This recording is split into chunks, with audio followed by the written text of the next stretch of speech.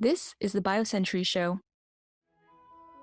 Brought to you by the 24th Bioequity Europe, scheduled for May 2024 in San Sebastian, Spain. Join BioCentury EBD Group and Regional Host Committee Chair Ysios Capital for Biotech's premier CEO and investor conference in one of the culinary capitals of the world. Hello and welcome to the BioCentury Show. I am Simone Fishburne, Editor-in-Chief at BioCentury, and I'm so happy to be joined today by Karen Wagner, Managing Partner at Ysios Capital. Ysios was founded in 2008, has offices in Barcelona and, importantly, in San Sebastian in Spain, where we are holding this year's Bioequity Europe conference.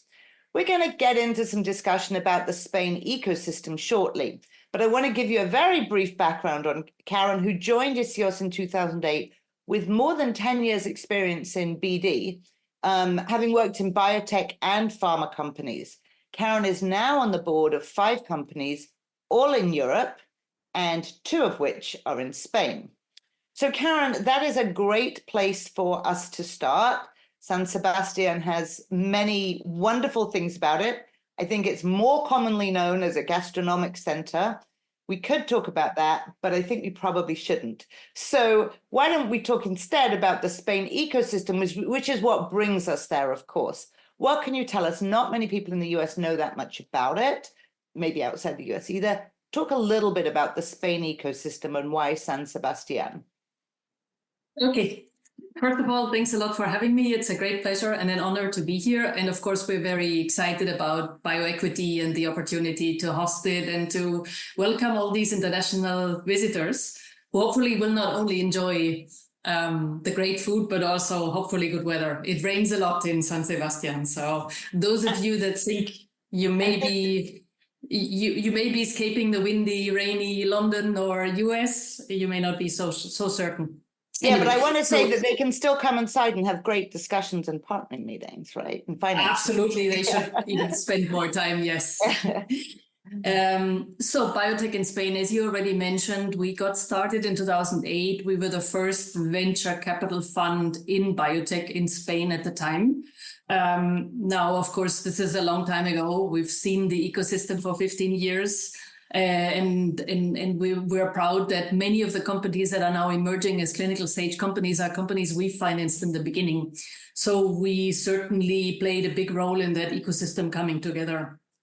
If we're talking about biotech in Spain, we're talking about 200 companies that you would define, biotech companies in therapeutic human health. There's about 20 set up every year. There's about 100 that receive venture capital funding according to global data. So we're talking a relatively limited ecosystem, but still an ecosystem that is relatively robust. And of course, there's a lot of services and tools company and a lot of companies in clean tech, agrotech, and other industries. Our database, and again, we've been here for 15 years, has about 500 companies. So that gives you the total universe of human health companies. There's also larger companies, Almiral, Grifols, Esteve, Ferrer, and a couple of others. And then the large multinationals also operate in Spain, not only commercially, but they also have R&D centers. AstraZeneca has recently opened a big hub in Barcelona, which is very exciting. Over 800 million investment, over 1,100 people. And this is going to be, working on new R&D fusing science and data. So I'm assuming it's taking advantage of the very big hub we have, in particular in Barcelona, but also elsewhere in Spain on digital and communication. What can I tell you? So in terms of distribution across the country, Catalonia is the largest biotech hub. Next is Madrid. And the Basque country is around, then is Andalusia, Valencia, and the Basque country is the 5th largest hub. In general, in Spain, in addition to these emerging biotech companies, we have 2 strongholds. We have a really strong manufacturing industry in biotech. It's very well known, very robust, relatively reasonable cost. And this is one of the strengths of the Basque country, so that's why I mention it. And another big advantage we have is we have large hospitals running a lot of clinical trials for the industry. So it's one of the, I think it's the 5th largest country for running clinical trials. Again, very well organized hospitals, lots of patients that are participating, reasonable cost, and very well organized. So these are some of the advantages. Let me jump in then and talk about investing in advantages. So all the companies that you're on the board are Europe-based. I'm not sure if that is part of Ysios's mandate, but something we think about every year at BioEquity, maybe you can talk about it, is whether you think that focusing in Europe gives you any advantage, given that most US VCs focus most of their activity on the big US hubs and certainly on the US, and they don't pay that much attention to Europe. So on the one hand, is there an advantage? And then on the other hand, is it easy or hard for you to find US firms to syndicate with? And how important is that? Maybe talk a little bit about the biotech investing landscape. Okay, so first of all, Ysios, we do invest in the US. About 1/3 of our investments are in the US, and the last 2 investments, Neurona and Engrail, were US investments, and we were also in Mineralis, which is one of the public ones. So why do we mostly invest in Europe? Well, we are based in Europe. We believe there's a lot of very good science. The innovation is there. There is a translational gap. But there is also a little bit less competition and more reasonable expectations. So we believe there's a lot of hidden gems in Europe, and we absolutely believe the operational experience and strengths is there. And the financing strengths is also good. There's more late stage funds now. The only big thing we're missing is a public market that's functioning across Europe. So apart from the fact that all of our large successful companies in the end list on NASDAQ, because that's where the public investors are, and that's in the end where most of the M&As happen from big pharma. Everything is there in Europe, and again, it happens as a more capital efficient way. And there's a lot of proprietary access to science. And what about syndicating with US VCs? Yes, is that important? Thanks for the reminder.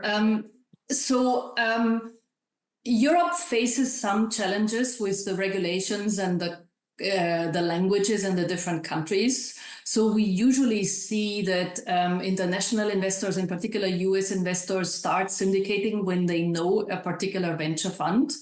So as an example, when we got started, all of our companies in Spain got syndicated with local investors. Now they are all internationally syndicated, and these include NEA and other large US investors, but because they know us. So usually it's after having a lead investor that knows the laws and the way to deal with the administrative pieces of an investment, which can be really scary. Is when investments happen. The other point is, of course, I mentioned the capital efficiency. So that also means that very large US funds that are used to deploying 50 million tickets or more, there aren't that many of these mega rounds in Europe. So it depends on how much capital you want to deploy. There's sometimes not the teams and not the plans to put that money to use.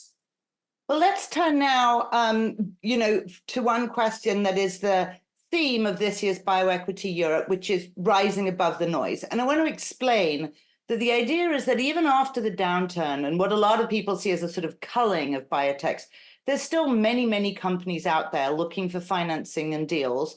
And part of that, if you ask me, is just because of the march of biology. There are many translational scientists looking to turn discoveries into therapies. So they are, however good you are, there's a lot of noise out there as well. Now, at the same time, we hear investors and farmers are like inundated with requests, and they also have to figure out how to narrow down the list. So as you think about funding new companies in this environment, or even existing companies adding to them, there's a 2-part question. What makes a company rise above the noise for you? And the second part is whether in this sort of capital constrained environment, your criteria have changed. So So we invest therapeutic area and modality agnostic. We invest in single assets as well as in platforms with proprietary pipelines. So that opens a very large field. We also invest from anything seed to Series C, right? So that becomes a very large universe. The way we think about it is we like to define areas that we are interested in. To give you an example, we started investing in ADCs 3 years ago, and we've been following that theme after first investment in Accendo, then with Tagworks more recently. So we like to follow themes. Another theme was regenerative cell therapy, which we believe has come of age. And then we try and go about it not totally strategically. There's also some opportunistic deals that happen if they're local, but we try and start from the themes. Then for any single company, it's about the strengths of the science and then about the strengths of the team. So how do you rise above the noise? By having the most spectacular data. And having that data in a setting, I mean, in a well-defined experimental setting, well-defined preclinical studies or clinical studies, good comparators, and focus on the data. And then, of course, very good development plans. It sounds obvious, but we still get, people talking to us about a development plan in oncology that takes 5 million, right, to do a phase 2 in oncology. So comprehensive, very thorough plans that lead to really good binary outcomes, if you want, really test the mechanism. If you're talking to a preclinical company, you want to see really solid preclinical data, but you expect them also to have mapped out their clinical path realistically? Yes, we do. Yes, we do. I mean, we can help them with that, but we really want people to understand there's a lot of competition out there, and they need to think about the differentiation early on. Stating the obvious here again. Well, I do actually want to ask another question along these lines. So sometimes companies quite early on will get a deal with a pharma company. Does that for you represent a validation of the technology and make you more likely to invest? Or do you sort of think that you prefer to be the first sort of big voice in there? We do think it's a validation, in particular if it's technology platforms and it's not the lead asset. So several of our companies announced deals, for example, Splice with Spark last year, or Vivid as well. I think this is a great validation for a technology platform. It brings in expertise, and it brings cash, non-dilutive cash. You mentioned previously, capital constricted periods. Non-dilutive capital is also something that's quite attractive because it helps build lab space, resources, hire people, and there's always a cross-fertilization in my mind from these programs to the lead asset. Okay, so yes, we're totally in favor. Yeah, okay, that's great. Well, we're going to talk, we'll take a brief break now. When we come back, we're going to talk a little bit more about some of what I would call, let's say, structural aspects of building biotechs, including diversity and ESG. The BioCentury Show is brought to you by... For more than 20 years, BioEquity Europe has been where CEOs and investors gather to network, partner, and debate critical issues facing the biotech industry. In 2024, BioEquity heads to San Sebastian, Spain, in Basque Country, May 12th to 14th. Join BioCentury, EBD Group, and Regional Host Committee Chair Ysios Capital in one of the world's culinary capitals for a destination event designed for CEOs, investors, and decision-makers across the global biopharma ecosystem. In 2023, 300 VCs and 330 biotech CEOs joined BioEquity in Dublin, Ireland. In San Sebastian, the program will feature more than 100 emerging biotechs that will present their story to investors and potential partners. Don't wait, last year's BioEquity conference sold out. Visit bioequityeurope.com for more information.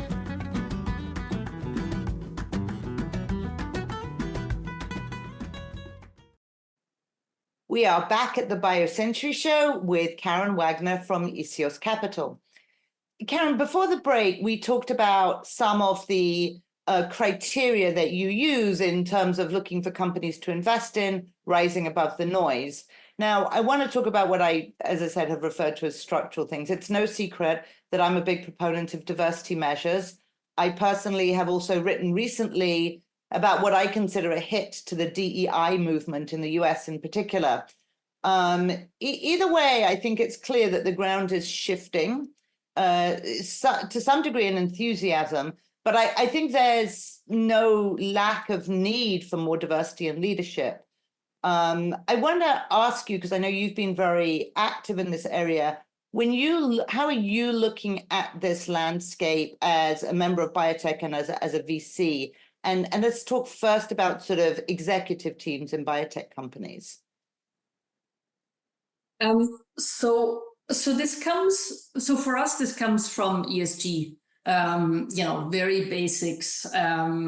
You want companies that are socially and governmentally well managed, and you also, of course, want them to have not too big of an impact on the economy, on the environment. So I think the fundamentals of that are very clear. More diverse teams generate better businesses, as you've written. They generate more return. They are more resilient. They are more adaptable in times of change. It makes every sense in the world.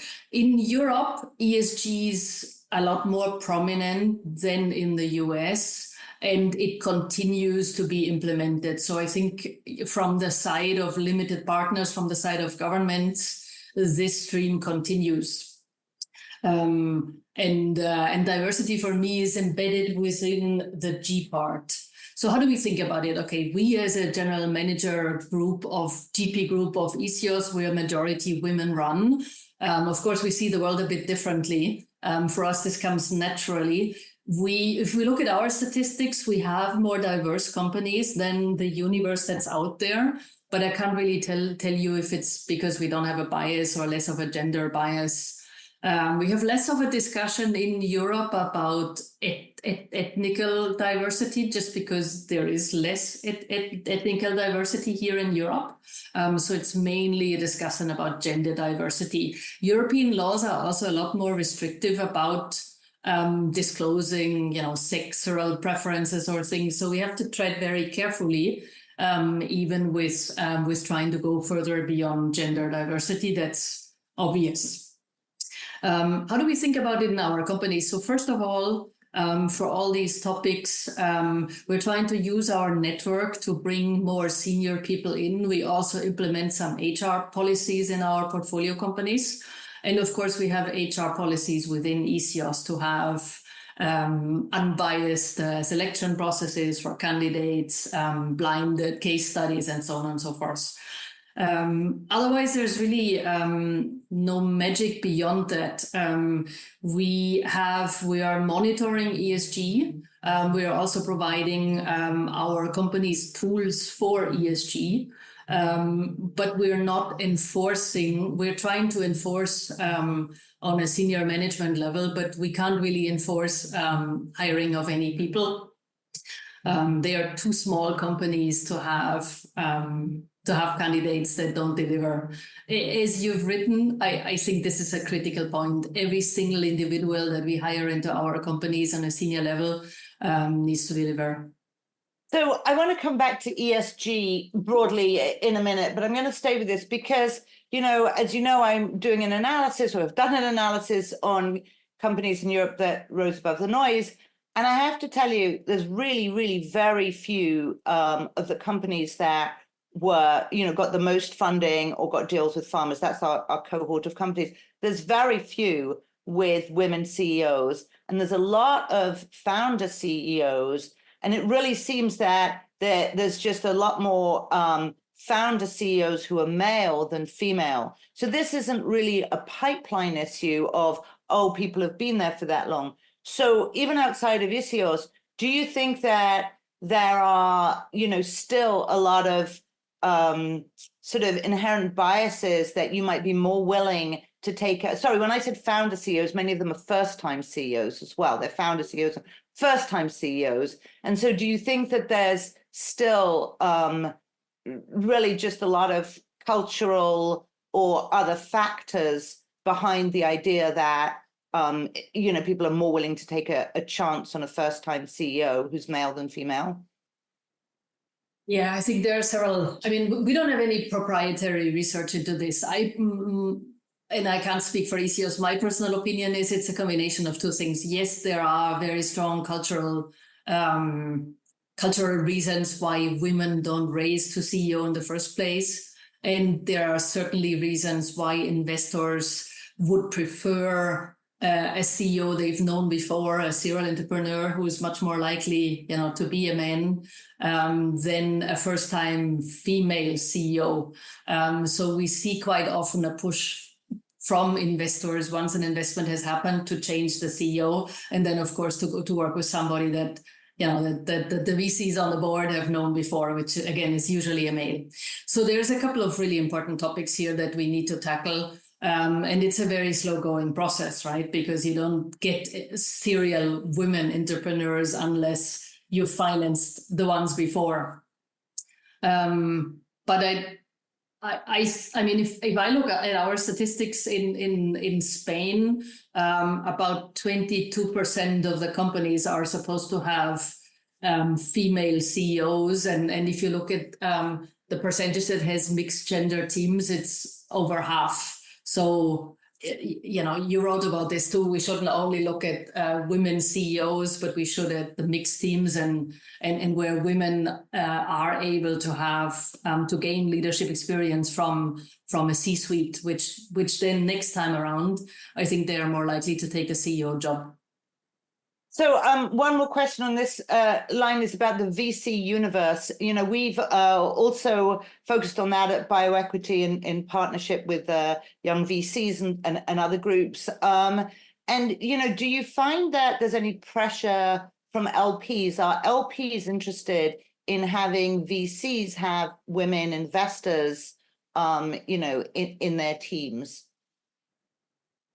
I don't personally think that at least the LPs we have in our funds take that detailed a view. I think they ask for reporting. They find it nice. For example, we got this diversity VC label, and we were the first biotech fund and the first European fund that got it. Has that really moved the needle? We've received a couple of comments, very nice, but is this going to impact how they take a choice of investing next time? I really don't think it is. As long as you comply with the standards of ESG reporting, I don't think this is the one moving piece. We do see more LPs being women, so I do think it helps, avoiding bias or reducing bias to have a more gender equal system. But yeah, no. So I have one more question and then we'll go to some science questions, but I do want to raise this. There are a lot of people, I can't give you numbers, but there are some loud voices, in particular in the US, who think it is wrong and a nonsense to even think about ESG and for companies to have social charters. They think that, companies need only to focus on the finances and they shouldn't be worrying about the environment or governance or gender, and, the market should work that out. What do you think? And how do you respond to them? Yes, I mean, again, Europe is different. We have absolute certainty that ESG is important. The fundamentals here are impact. We want to have impact as an industry. Now, of course, our impact is on, if you think of sustainable development goals, healthcare, well-being of people. But we do need to do that in a way that is social and governmentally well organized and with a measured and careful approach to resources used. In Europe, there's a lot of push, there's a lot of reporting. What we've seen is that since we've developed questionnaires for our portfolio companies where they have to report, for example, on carbon footprint, it creates a different set of conversation. As always, when you start generating data, you generate a fact-based discussion about what you can do to implement changes. And I do think it makes all the difference. So I can only recommend to the US to go back to the basics. is it a distraction? Are you spending time on No, that? it's not. It's not a distraction. I mean, once you implement the tools, there's so many easy tools these days to collect this information. It's not a distraction at all. And it's definitely helping the business understand where its fundamentals are. And it also doesn't enforce, we're not going to enforce any carbon footprint reduction goals for our companies, which makes no sense. So you need to be pragmatic about these. But we sit on several of these Invest Europe councils to try and define those standards. And one of the early issues was how to collect the data and then how to standardize the reporting. Now that we are beyond this, I think we can focus on the data collection. So you don't find the business community pushing back on these initiatives? No, we don't. In fact, every one of our companies, once they started reporting, were very enthusiastic about the contributions of their employees to ideas for carbon footprint reduction and new ideas left and right. And it's employees of our portfolio companies, in particular the young ones, are really very concerned about climate change, and they want to do whatever they can. So in some ways, it's almost like a recruiting benefit, in fact, is what I sort of hear from some people. Yes. So, just while we're there, tell us a little bit, let's stay in Barcelona or the, Basque region a little bit. Are there different regional considerations for either gender equity or for other aspects of ESG that you think about? Within Europe, it's like, is Spain, more inclined in one direction? So, in Spain, our stronghold and the largest investment goes towards digital and communication. One of the big elements is mobile and big data. Of course, that's a much larger universe, and things are very different from classical industrial backgrounds as we have in the Basque Country. We also have a lot of, because of the digital and the healthcare, the health tech background, a lot of companies that are in AI, and by nature, they are going to be more diverse, because they're going to recruit a lot of software engineers from other parts of the world. Those seem to feel very welcome, and they are very mobile. So I think that will change the way our industry works. Initially in drug discovery, but in particular in health tech. Actually, I wanted to thank you for going there, because I really did want to ask you, given the emphasis on digital, in how and where you see AI having its near-term impact in drug development. We hear so much about AI related to drug discovery and designing molecules and so on. And I think there's still a lot of back and forth on that. But obviously, it's being applied across the continuum and also being applied inside company operations. What are you seeing in terms of impact of AI, and where do you expect us to start really gathering benefits? So we don't invest in AI ourselves. So I can tell you what I've heard or where we believe. Initially we saw this coming years ago in the medtech and diagnostics, because you just couldn't have a device without some data application. AI now, I think the key topics are going to be in identifying, discovering targets, then in drug discovery, and a little bit in selection of patients for clinical trials. I think the real de novo, cell and totally novel small molecules, the initial results have been disappointing, as we all hear. I think this is going to come a little bit later. And the key challenges are in clinical trials. Regulatory environment is not going to make it very easy to circumvent tox studies. It would be great if we could avoid toxicology studies and go straight into men. But I don't see those coming anytime soon. But do you see, and this is my last question, do you see sort of, operational, benefits from AI? maybe, either helping you select patients better. I mean, you've talked about the large health data kind of infrastructure that you have there. Yes, yes, of course. I think these are going to be very relevant in finding the right patients in particular, and as I said, also in drug discovery. Again, what's expensive in our industry is the long clinical trials and the large toxicology studies and the lengthy manufacturing, and I don't see how those can be fundamentally replaced anytime soon. Not going to bend the curve there. Thank you very much. This has been a great conversation, and I look forward to a great meeting in San Sebastian. Thank you. Thank you. Brought to you by the 24th Bioequity Europe, scheduled for May 2024 in San Sebastian, Spain. Join BioCentury EBD Group and Regional Host Committee Chair Ysios Capital for Biotech's premier CEO and investor conference in one of the culinary capitals of the world. Kendall Square Orchestra provides the music for the BioCentury show.